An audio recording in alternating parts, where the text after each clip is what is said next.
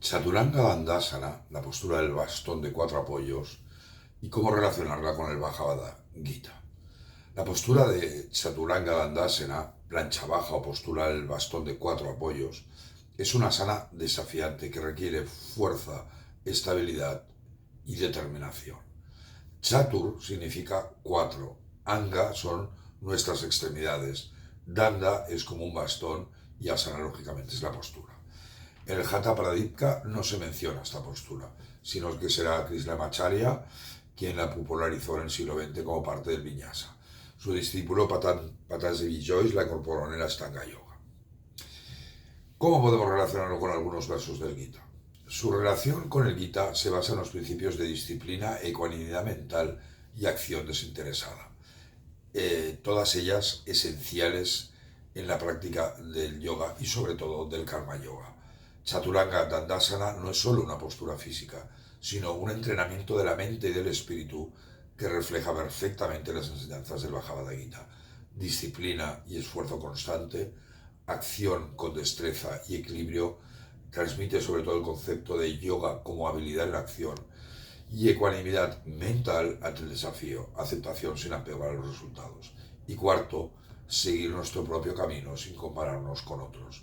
Y esto es el Dharma personal o el Swadharma.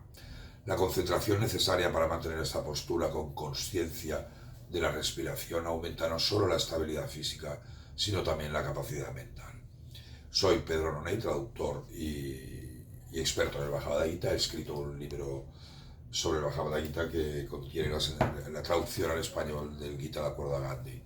Si deseas más información sobre cómo armonizar las asanas con los versos del Gita y los Yoga Sutras de Patanjali, considera seguir la formación Espiritualización de Asanas con el Bhagavad Gita. Recuerda que este vídeo contiene un brevísimo resumen de lo que vas a poder encontrar en el curso. Así como Arjuna se enfrentó a la batalla interna con valentía en la batalla de Kurukshetra, en Chaturanga enfrentamos nuestra resistencia interna. Nos enfrentamos y aprendemos que la verdadera fortaleza nace de la determinación y la consciencia. Por tanto, podríamos usar varios versos del Gita que ya hemos analizado en otros vídeos, pero yo sugiero los siguientes. El 2.48 que dice: oh Arjuna, sé firme en el yoga. Actúa abandonando el apego ante el éxito y el fracaso. Esta ecuanimidad mental se llama yoga. O el 2.50. El hombre dotado de sabiduría se libera tanto del bien como del mal, incluso en esta vida. Por lo tanto, esfuérzate para alcanzar el yoga con tu mente equilibrada. El yoga es la habilidad de la acción. O el 3.35 que nos recuerda que debemos seguir nuestro propio camino y nos dice: sigue tu propio deber, Swadharma, no el de otro. Y los versos 6, 5, 6, 7 que se resumen en: tu mente puede ser tu mejor amiga o tu peor enemiga. Y luego el 6.23 del capítulo sobre meditación también sería recomendable usarlo con esta asana. Y es: este estado debería conocerse como yoga, la desunión de toda unión con el dolor. Este yoga debe practicarse con firme resolución y entusiasmo. En las formaciones también incluimos varias reflexiones de Swami Vivekananda o de Sri Ramakrishna. Y ahora os leo unas relacionadas con esta asana. La de Ramakrishna decía: Sat Chit Ananda, recordar, conocimiento, felicidad, existencia absoluta.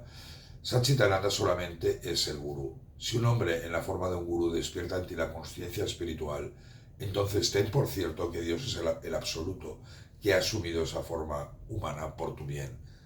La conciencia del yo desaparece en Samadhi, pero luego regresa. Interesante siempre las reflexiones de Ramakrishna. Chaturanga Dandasana simboliza la fortaleza y disciplina de los antiguos guerreros, y en el Bhagavad Gita Krishna le está enseñando a Arjuna sobre su deber, su Swadharma como guerrero que debe levantarse y luchar. Esta postura representa el mismo compromiso y determinación, ya que requiere resistencia, equilibrio y concentración. Muchísimas gracias. Om Namaste Shanti Shanti Shanti.